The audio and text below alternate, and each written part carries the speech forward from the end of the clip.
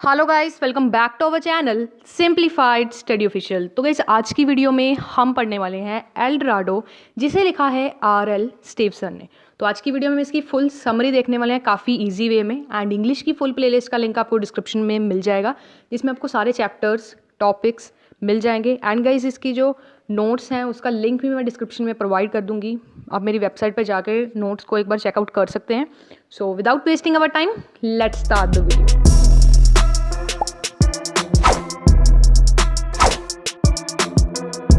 तो स्टार्ट करते हैं। सबसे पहले इसका जो टाइटल है एल डोराडो, सबसे पहले हमें टाइटल का मतलब पता होगा ना, तो ये आपको सारा इसकी समरी आराम से याद हो जाने वाली है। तो बेसिकली गाइस एल डोराडो एक स्पेनिश वर्ड है जिसका मतलब है लैंड ऑफ गोल्ड। जनरली जो ये नेम है ये किसको दिया गया है, 16th सेंचुरी में एक लैंड थी, ओरिनोको एंड अमेजोन के बीच में एक लैंड थी, उसे कहा गया था एल डोराडो। एंड ये स्पेनिश वर्ड है जिसका क्या मतलब है, the land of gold.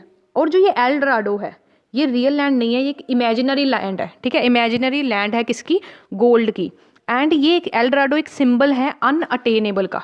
Unattainable का क्या मतलब होता है, जिसे हम कभी पा ना सके। ठीक है, कभी भी मुझसे पा ना सके, ठीक है, हासिल ना कर सके।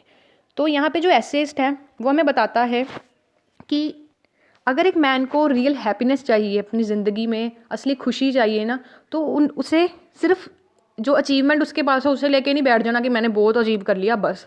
उसे फ्यूचर में न्यू अचीवमेंट्स रखने चाहिए, सेट करने चाहिए, और मेहनत करने के साथ अपने गोल्स को अचीव करना चाहिए। तो ये ऐसे स्पेनिश टाइटल के साथ लिखा हुआ है, जैसे मैंने आपको बताया, इसका मतलब है लैंड ऑफ गोल्ड।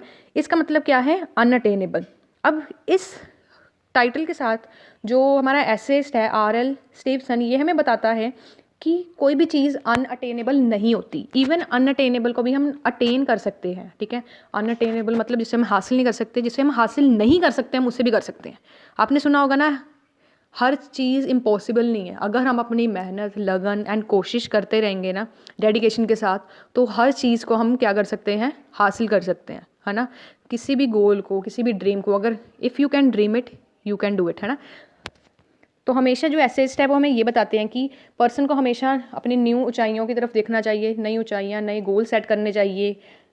ठीक है, और हमें ये भी बताता है एसेइस्ट कि अगर आपकी गुड बिगनिंग होगी ना, अगर आपकी शुरुआत अच्छी होगी, तो आप अच्छी तरीके से पूरे टाइम के अंदर रहते रहते अपने जो रिजल्ट्स हैं, गोल को अचीव कर पाओगे।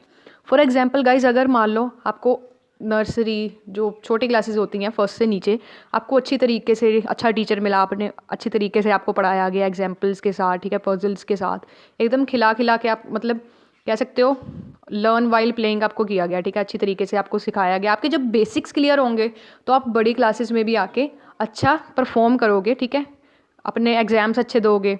ठीक है, अब अगर मान लो आप मान लो अगर 10th में हो, ठीक है, 10th +1 +2 में, सपोज करो आपने बचपन में आपको एडिशन अगर नहीं आएगा तो आगे आप सम्स कर पाओगे, 10th के नहीं कर पाओगे ना। तो अगर आपका बेसिक क्लियर होगा, यानी कि आपकी बिगनिंग अच्छी होगी ना, तो आप अच्छी तरीके से अपने गोल्स को अचीव कर पाओगे, जो भी चीज़ कर रहे हो उसे अच्छी तरीके से कर पाओगे।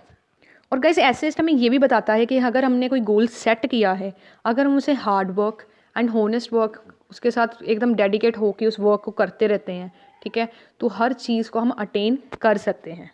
और गाइस एसेइस्ट हमें फिर से बताता है कि अगर हमें न्यू अचीवमेंट सेट करनी चाहिए, जो ही हमारी रियल हैप्पीनेस होगी। मान लो अगर आपका गोल है, आपने कोई गोल सेट किया, आपने उसे अचीव कर लिया, बड़े खुश हो गए, आराम से बैठ गए, अब मुझे कोई गोल नहीं है मेरी लाइफ का, मेरा अचीव हो गया है, ये रियल हैप्पीनेस नहीं है।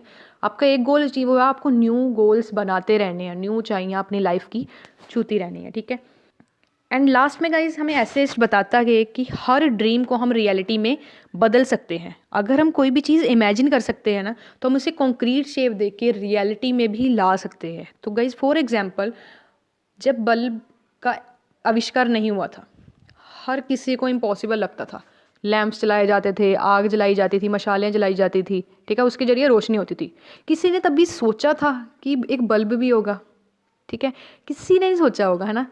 उस समय हर चीज़ क्या थी, इम्पॉसिबल थी। अगर हम आज के टाइम की बात करें, हमने सुना होगा, आपने कहीं ना कहीं उसमें फिल्म्स में देखा होगा कि टाइम मशीन्स होती हैं, बट अगर हम रियलिटी में बात करें ना, हम कहेंगे ना ये चीज़ तो इम्पॉसिबल है। हम टाइम का कैसे ट्रैवल कर सकते हैं, कैसे टाइम में हम पीछे, टाइम में आगे जा सकते हैं, है ना। अभी के लिए हमारे लिए इम्पॉसिबल है, बट हर चीज़ जैसे मैंने आपको कहा पॉसिबल है। अगर हम अपनी डेडिकेशन मेहनत के साथ हर चीज़ करते हैं तो वो क्या होती है, पॉसिबल होती है ना। तो हर चीज़ पॉसिबल है। हो सकता है आने वाले 50-60 सालों में टाइम मशीन जैसी भी चीज़ हो, तब हम कहेंगे yes her everything is possible, है ना। ऐसे पिछले ज़माने में अगर हम बात करें, बल्ब नहीं था तो हर कोई सोचता था ये चीज़ तो इम्पॉसिबल है, बट थॉमस एडिसन ने अपनी मेहनत की, लगन की, ठीक है, अपने हार्डवर्क किया एंड बल्ब का आविष्कार किया, है ना। तो हर चीज़ हार्डवर्क के साथ, डेडिकेशन के साथ हम क्या कर सकते हैं, अचीव कर सकते हैं।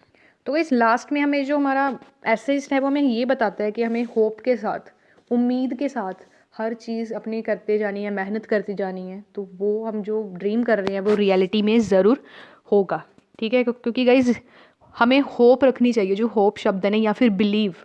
अगर हम किस चीज़ में विश्वास करते हैं ना कि ये चीज़ होगी होगी, कहते हैं ना मन के हारे हार, मन के जीते जीत।